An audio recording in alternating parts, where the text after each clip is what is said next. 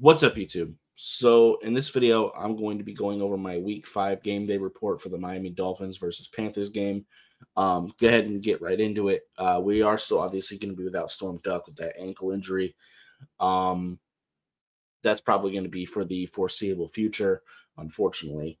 Our cornerback room obviously is already not that great, but regardless, it is getting healthier. We still have Ethan Bonner back, which is nice. Cedric Wilson, who we just picked up off the Saints practice squad, we won't be seeing him today. He has apparently a knee injury. I did not know that when we signed him. But that also could just be more of he just got here this week. Obviously, he does know the system and stuff like that, but he's probably going to need a little bit of time to catch back up with Tua, catch up with any changes we may have made in the system and stuff like that. So, yeah. And honestly, he was probably going to be a healthy scratch anyway. I think I'd rather use Taj Washington at this point. I mean, eventually I'd like to get Cedric Wilson just because I want another receiver with some size. And he's not the biggest, but he's bigger than most of our receivers. As far as the Panthers, they have a lot of injuries themselves. Chuba Hubbard is going to be out, which is huge. Like, that's one of their cornerstones of their offense, honestly. Probably their best player on their offense, at least right now. I think Ted McMillan will eventually probably replace that and become their best offensive player. But that definitely does help us. Jatavian Sanders, their tight end. Chao Smith-Wade is their starting nickel, so that definitely helps us. Edge still is going to be a bit of an issue. They also activated a linebacker as well from their practice squad. So that kind of gives me a hint that the DJ won him. Not even familiar with who that is. It's saying questionable. He might not play if they had to activate a linebacker, but we'll see. Unless he's like an edge rusher, which is possible. But yeah, honestly, when I was watching the film this week on the Panthers, I'll start with their offense. Bryce Young is making better decisions. I'll give him that. They do a lot of motions. They kind of mix things up pretty well. They'll line up with Bryce Young under center a little bit, in the pistol, in the shotgun, stuff like that. Offensive line is really not that great. Cade Mays is probably their best, in my opinion. Akeem Ekwonu and Taylor Motton are a little bit slower right now. Honestly, the speed rushes toward the outside shoulder have been pretty effective. Damian Lewis and Brady Christensen have been really struggling. I definitely think we can attack them for sure.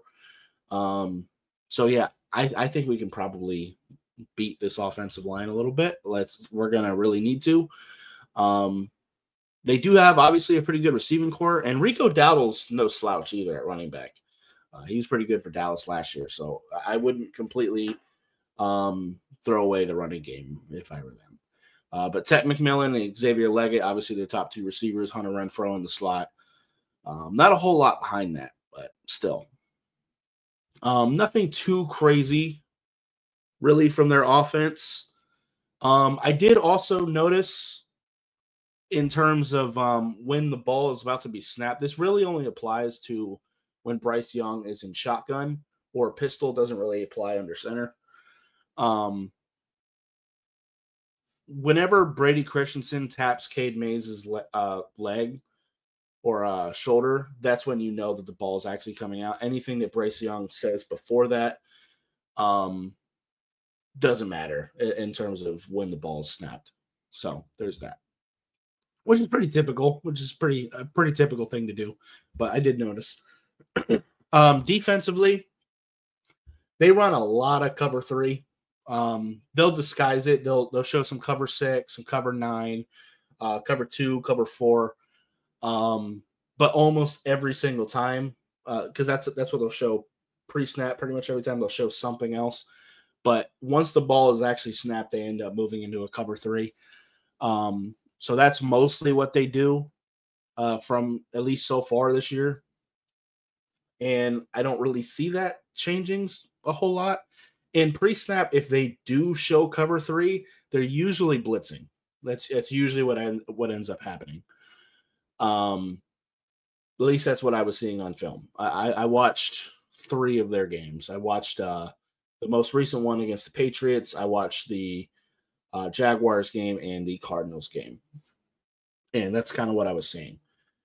They do a lot of cover 3, so attacking the flats should be available, especially with Achane and Jalen Waddle. Let them get some yak that way. And also, you're going to want to attack the seam. So this could be a pretty productive day from Darren Waller. They have been pretty vulnerable to tight ends so far.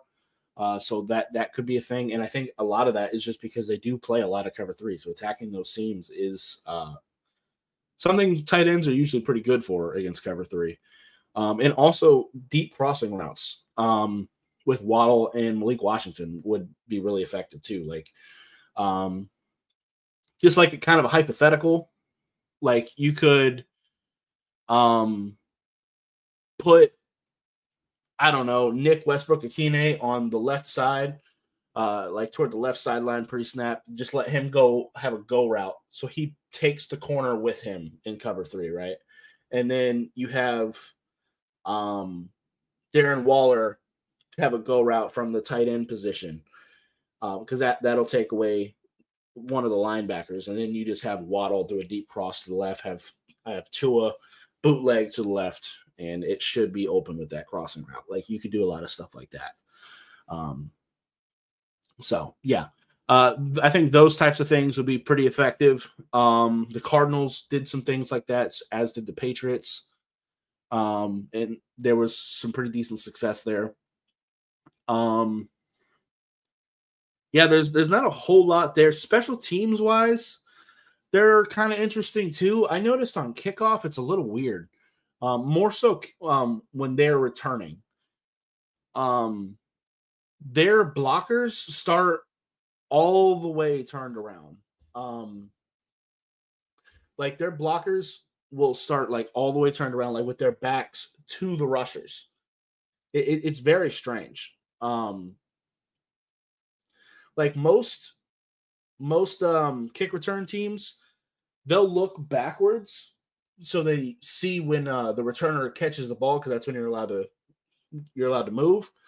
But they with the Panthers, they start with their entire body facing the returner.